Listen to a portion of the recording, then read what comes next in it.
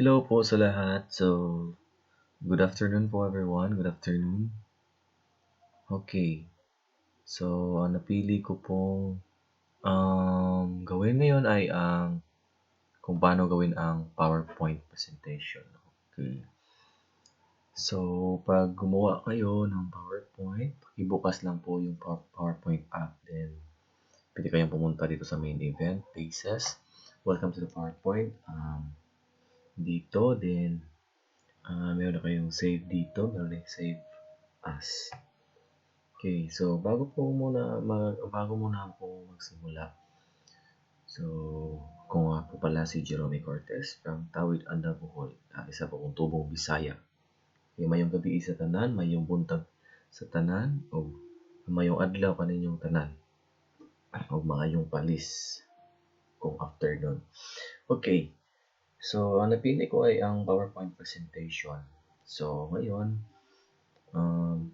ano ba ang PowerPoint? Okay. Para sa atin, ang PowerPoint ay ito siyang Microsoft. Ang PowerPoint pala ay isang Microsoft PowerPoint is presentation program created by may gumawa din sa PowerPoint, si Robert Gaskins and Dennis Austin at a software company named Fortran. So it was released on April 20, 1987. Okay, matagal-tagal na, no? So, without further ado, so ito yung napili ko. Okay, now. So, kung gusto mo ng blank presentation, yung empty talaga, pumunta ka sa blank presentation. Okay, ganon. Ipindot mo yan, then ganyan. Yung title, click title, and click add. Okay, so paano ba gawin yan? Okay, so halimbawa, lagay mo yan, type mo lang yung name. Tapos gusto mo yung pamalakihan yung mga letra, type yung caps lock. Okay, then, okay. Ang ibong Adarna. Ganyan lang. Mga halimbawa. Then, yun. Okay, lagyan mo ng author kung sino gumawa dito. Yung author. Okay, yung tagasulat. O gumawa sa kwentong ibong Adarna. Ganyan, pag empty ka. Pero pag gusto mo naman na meron na siyang background, okay, mamili ka lang dito. Main event basis, welcome to PowerPoint, bring your presentations and geometric and color or block. Okay, so meron na tayong more themes and more presentation. So, sa akin, meron akong ginawa. So, ang ginawa ko ay tungkol sa aking Aralin Panlipunan 6. Ito siya, no? Ganito ko siya ginawa. So, una ay naglagay ako ng title here. Nilagyan ko ng Araling Panlipunan. Okay, ganito. Tinet ko lang siya. Tinet lang parang Araling. Dapat naka-caps lock lahat. Araling Panlipunan 6. Then, nilagyan ko ng pangalan ko yung Teacher Jerome. Okay. Next ay, pagkatapos mo na ma-edit yan, yung page 1. Pagkatapos yan ay, ganito mo lang gawin. Pumunta ka sa design. Okay, ito. So, pinili ko kayo itong background na ito. Yan, ito. Then, kung gusto mo yung mas maganda ang paggawa, pwede gawin mo ng faded. Okay, ganyan. Meron ding push. Okay, meron ding white. Okay, o diba? Galing. Meron ding split, cut, random bars, shape, and cover, etc. So, ang first kong ginawa ay itong title, then ang presentation. Ganito siya. Pag makita sa phone, okay. Pindutin mo lamang yung itong nasa bottom. Okay, pindutin mo lang yan, then full screen yan. Okay, hindi pala yan, no? Ito. Sorry, nagkamali ito. Reading view. Okay, magiging full screen yan. Araling Panlipunan 6. Okay, so sila Douglas MacArthur, yung mga sinauna. Okay, yun. Kita mo yung parang circle, parang bilog. Design yan. Makikita yan, mai-edit yan dito. Okay, nasan yun dito? Dito mo lang makikita sa faded. Pag gusto mo sa reveal, basta transition ka lang din. Gamitin mo ng duration. 0.80 seconds ang ginamit ko dyan. Then, makasave yan. Okay. So, tapos, yan is, pumunta ka sa dito. Okay. So, i-back ko muna sa pangalawa. Tapos, parang below. Then, yan. Ang edukasyon ng panahon ng mga Amerikano. So, paano ko ba ginawa yan? Madali lang yan, guys. So, mag-add ka lang, insert ka lang dito. Dito ka din, magpupunta ka sa may tinatawag tayong text box. Yan. Magte-text box ka lang. Pagkatapos ng text box, magta-type ka. Okay, dito. Okay. Drag muna natin para makita. Yan. Then, palakihin mo lang. Ayan. Okay, sorry. Palakihin mo lang siya. Ano? Ayan. Okay. So, magta-drag yan ngayon. O, kung gusto mo madalian, ganito lang ang gawin mo. Ayan. Yan. Okay. Yan. Okay. I-drag mo lang siya. Tapos, i-control A mo siya. Then, palakihin mo. Okay. Yan. Then, pagkatapos dyan, halimbawa, ang pangalan ko. Okay. Teacher Jerome. Okay. Napalaki ko lang yata. Okay. Yan. Okay. Yun. Then, pag gusto mo yung pang malakihan, ganito. Ay, pang kulay puti. Yan. Okay, pwede mo yung alisin yung themes. Okay, pwede mo lagyan ng puti. Okay, black yan. Pwede yung gray. Pwede, mas maganda yung kulay puti. Okay, para mas makita. Tapos drag mo dito yan. Pagkatapos yan, pag nakagawa ka na ng pangalan mo or ano bang i-edit mo or ano bang title lang gagawin mo, i-clear mo na natin. Sabay mo ng transition. Yan, faded ba, white ba, split. Okay. So, continue tayo. Pagkatapos nito, ay punta tayo dito. Okay. So, palakihin. Okay. Tapos na din. Yan. Pagkatapos, ayun, ang sistema ng education sa panahon ng Amerikano. Meron din tayong edukasyon. Okay. Yan. Okay. Screen. Dali lang yan. Edit mo lang yan. Dito mo lang yan makikita sa insert. Okay.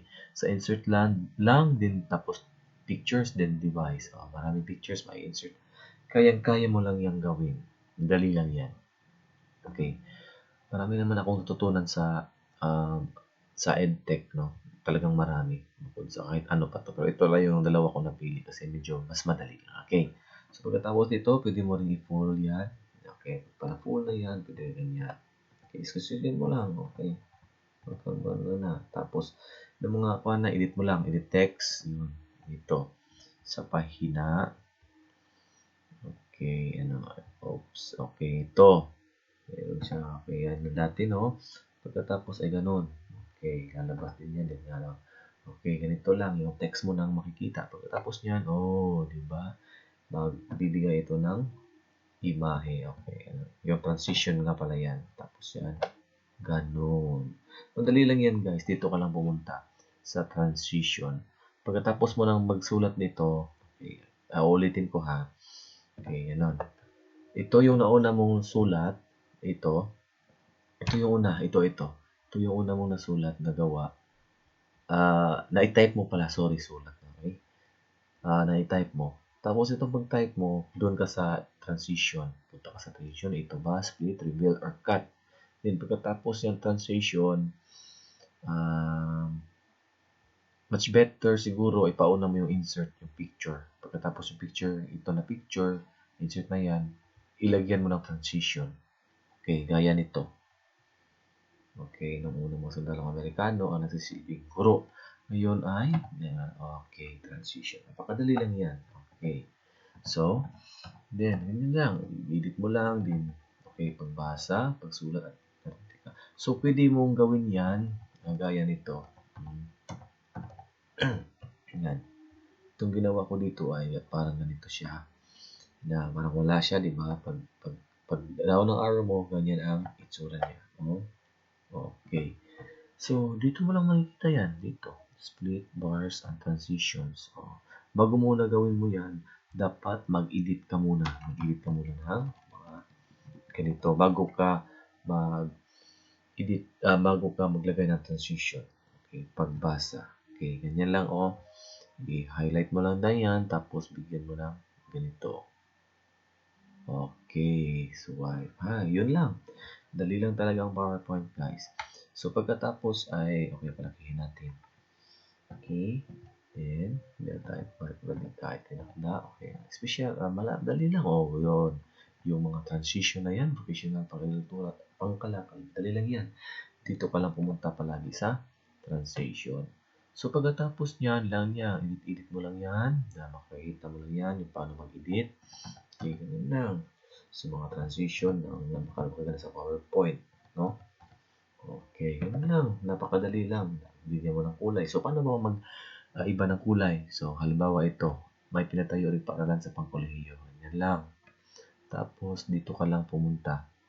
Dito sa, okay, change ka sa color. Yan. Okay. Wait mo na kasi parang nalulunin. Okay, okay. Wait mo na ha. Okay, ganun. Then, i-right click mo. Yun. Okay, again. Kung ating gawin niyang kulay berde. Okay, ganito lang ang gawin mo. Pag kulay berde, gawin mo yung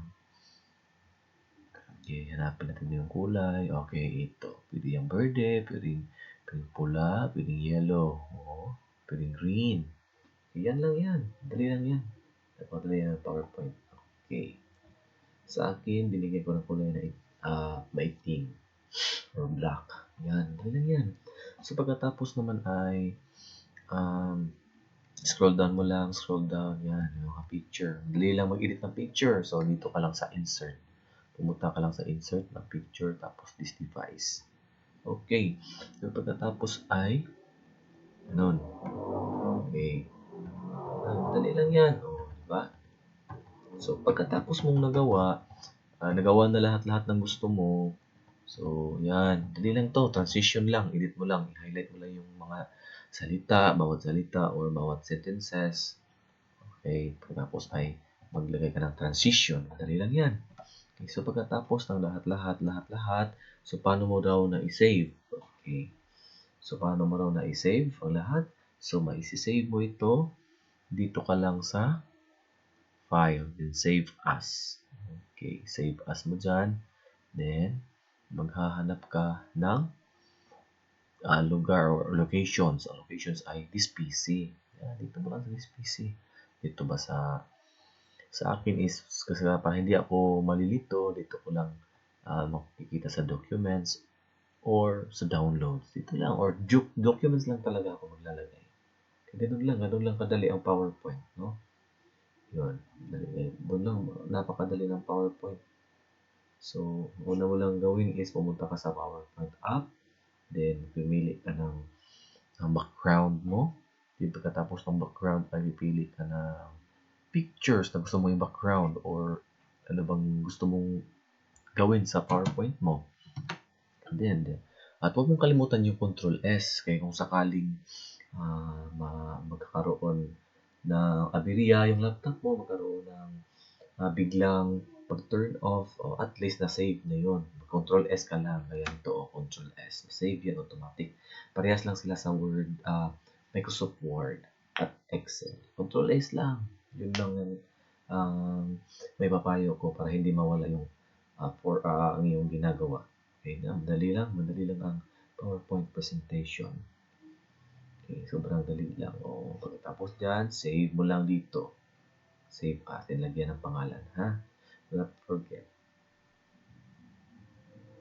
So, hopefully, marami kayong natutunan sa tanghaling ito tungkol sa ano ang mga dapat na gawin or ang mga step-by-step kung paano gawin ang PowerPoint presentation. So, hanggang dito na lamang po ako at maraming salamat sa inyo. God bless you po and thank you at maraming salamat.